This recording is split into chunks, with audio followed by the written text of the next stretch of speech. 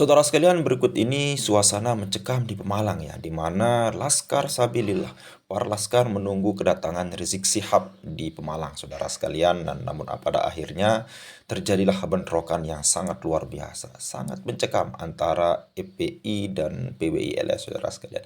Oke, selengkapnya mari kita sama-sama simak video berikut. Silakan. Ayo pasukan kok. Ayo. Yang saja kan. Belum ada. Ayo. Kemana nih? Ke rumah sakit sudah. Yang satu Pak. Ayo pasukan aja ini tuh. Satu.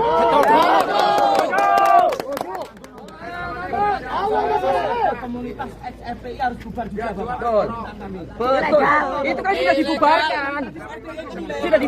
Semua sudah ada kesepakatan, tapi yang ini Bapak saya lihat kan fotonya Bapak. FPI ormas Poliwat ditutupin. Pada hari ini tanggal 23 hari Rabu 2025 kita melakukan gesekan dengan FPI dan kita memenangkan pertempuran ini. Mereka melakukan serangan menggunakan senjata tajam berupa parang, pentungan, dan lemparan-lemparan batu. Sedangkan kami yang hadir hanya menggunakan tangan kosong, beberapa pentungan itu bambu, bukan senjata tajam. Dan kami sempat terdesak dan akhirnya alhamdulillah kami bisa memukul mundur FPI. Dan setelah itu ketika FPI terpukul mundur, datanglah rombongan BRIMOB untuk menghalangi rombongan FPI. Terima kasih. Wassalamualaikum warahmatullahi wabarakatuh.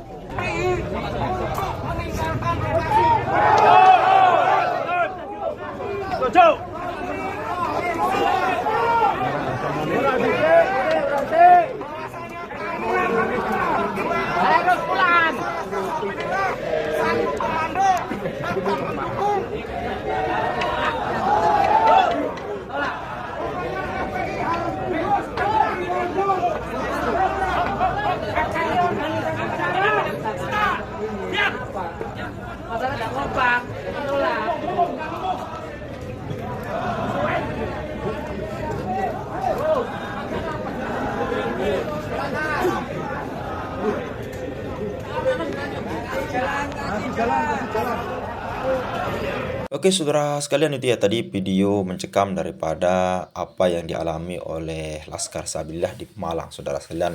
Dan namun pada akhirnya menurut informasi ya, di mana Laskar daripada FPI ini jauh hari, 1 minggu sebelum acara ini mereka sudah mempersiapkan. Bahkan kabarnya mereka sempat ya daripada menyiapkan senjata tajam untuk mengawal Rizik Syihab ini. Sedangkan menurut keterangan daripada Laskar Sabilillah yang tadi, yaitu ya kami hanya membawa peralatan seadanya lah untuk menghalau. Nah, terkait dengan hal itu, mungkin yang dimaksud oleh beberapa laskar tadi untuk video Rizik Syihab menantang daripada perang ini, mungkin video ini, saudara sekalian. Oke, selengkapnya mari kita sama-sama simak video berikut. Silakan.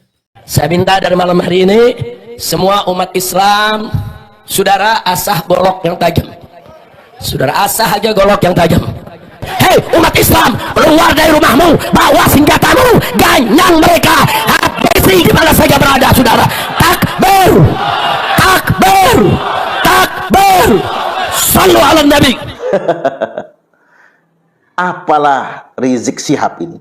Video ini kan lebih terindikasi sebuah provokasi, sok jago, gagah-gagahan.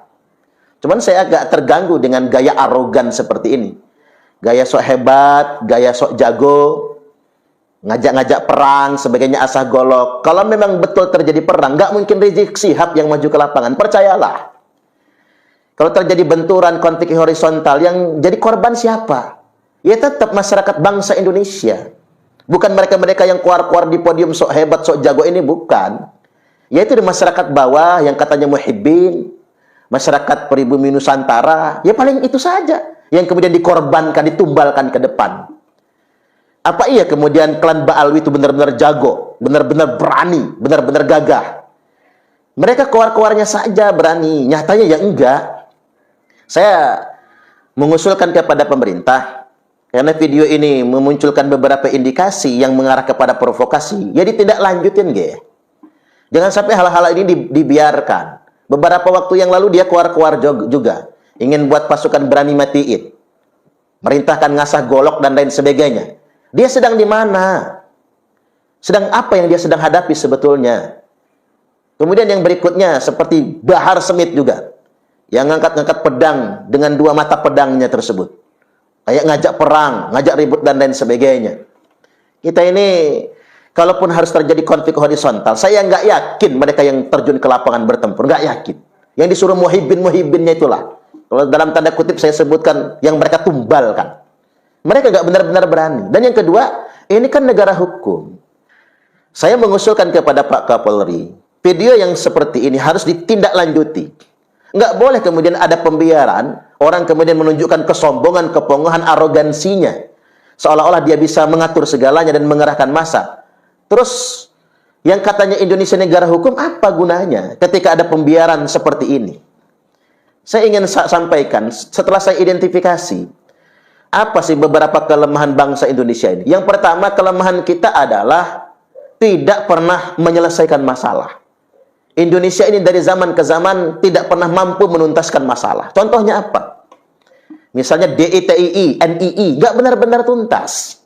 Oke, secara organisasi, mereka sudah dibubarkan, tapi ajarannya, orang-orangnya masih terus bisa mengembangkan ajarannya.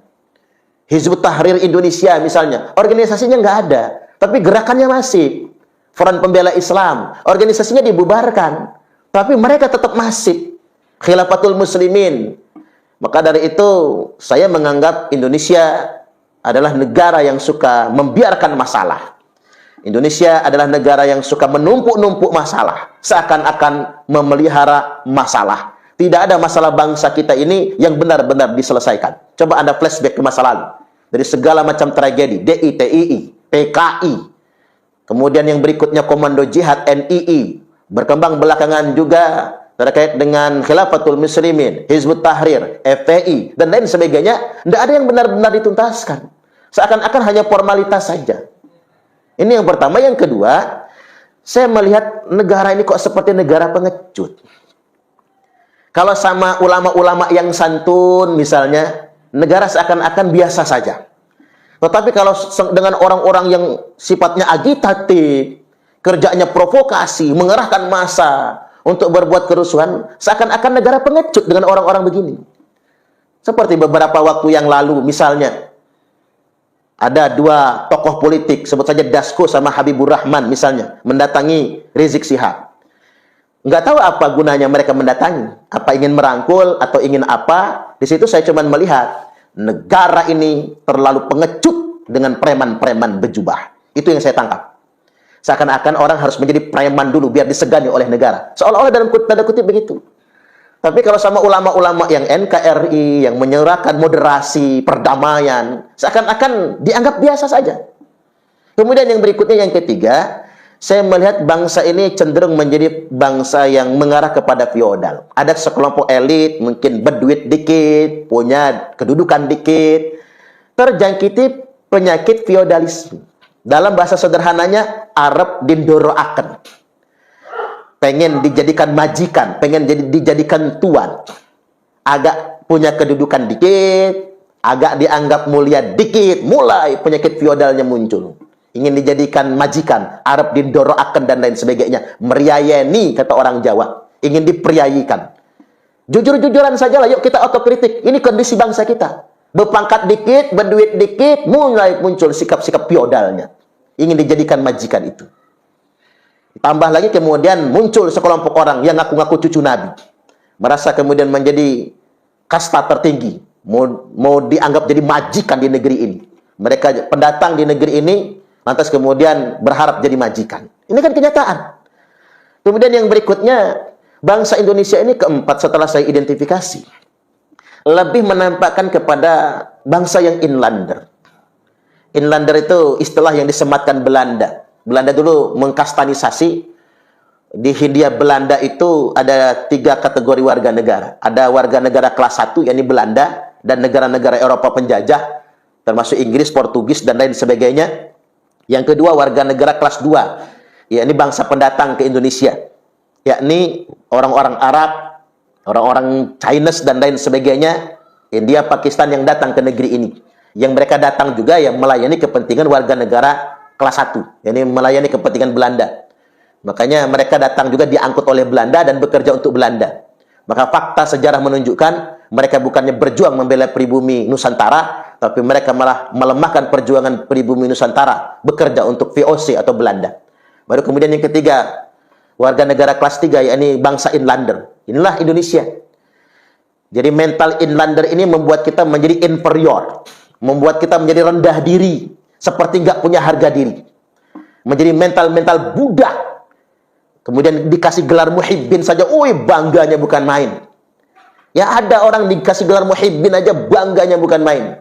Padahal sebetulnya dia bukan muhibbin, tapi budak. Dia dikendalikan, dimanfaatkan, dan dieksploitasi oleh orang-orang tersebut. Karena mengapa? Mental inlander. Kita ini sudah merdeka, bro. Ayo kita semua merdeka. Islam itu adalah ajaran yang sifatnya egaliter. Tidak ada yang merasa lebih istimewa daripada orang lain. Dan saya ingin ingatkan kembali kepada pemerintah Republik Indonesia. Anda semua dipilih oleh rakyat. Anda semua hidup sejahtera dengan fasilitas yang dibiayai oleh rakyat. Anda semua hidup mewah dengan pengawalan yang ketat, dengan fasilitas yang lengkap, digaji oleh negara. Itu semua uang rakyat. Maka belalah kepentingan rakyat. Jangan pernah takut dengan preman-preman berjubah. Jangan biarkan arogansi menjamur di negeri ini. Bela kepentingan rakyat, sejahterakan rakyat. Apa kemudian menjadi sangat takut? Akhirnya rakyat dibentur-benturkan sesama rakyat akhirnya. Karena mengapa? Pemerintah tidak hadir untuk kepentingan rakyat. Karena pemerintah hanya berpikir berbagi kekuasaan, jatah menteri dan lain sebagainya. Rakyat kemudian menjadi objek saja. Ini saya perlu ingatkan kepada setiap pemangku kepentingan, jangan pernah biarkan arogansi yang ditampilkan seperti Tuan Rizik Shihab ini dibiarkan di negeri kita ini. Jangan pernah takut dengan arogansi dalam bentuk apapun. Dan kepada segenap umat Islam, waspadalah. Betapa banyak orang kemudian mengkamuflase agama untuk kepentingan diri dan kelompoknya, mengkapitalisasi bahasa-bahasa agama untuk kepentingan politik kelompok tertentu. Jangan pernah mau diadu domba. Ingat, bangsa Nusantara, jangan pernah mau dibenturkan antar sesama kita. Karena ada orang yang menggunakan bahasa-bahasa agama sebetulnya bukan untuk tujuan agama, tapi untuk tujuan politik. Yang pada akhirnya ketika kita sesama kita berbenturan, konflik antar sesama kita, mereka bertepuk tangan cari aman, cari selamat masing-masing. Sekali lagi, kita semua punya kewajiban. Orang-orang yang dititipi Allah ilmu, yang katanya digelar kiai, ustadz, mubalik, orang alim, dan lain sebagainya, punya kewajiban mencerahkan kepada umat. Bahwasanya sekelompok orang yang mengklaim dirinya adalah cucu Nabi, dzurriat Nabi, mereka bukan dzurriat Nabi. Jadi mereka mestinya tidak punya alasan lagi untuk melakukan sikap-sikap arogansi. Karena sikap arogansi mereka justru mencederai kemuliaan Rasulullah Sallallahu Alaihi Wasallam. Saya ulangi, sikap arogan mereka, sok jago mereka, provokasi mereka, justru telah merusak nama baik kemuliaan Rasulullah Sallallahu Alaihi Wasallam. Ahlul Bait sesungguhnya, pewaris Nabi sesungguhnya tidak akan pernah memanfaatkan umat. Pewaris Nabi yang sesungguhnya, dia akan betul-betul sayang dengan umat. Bil mu'minina ra'ufur rahim.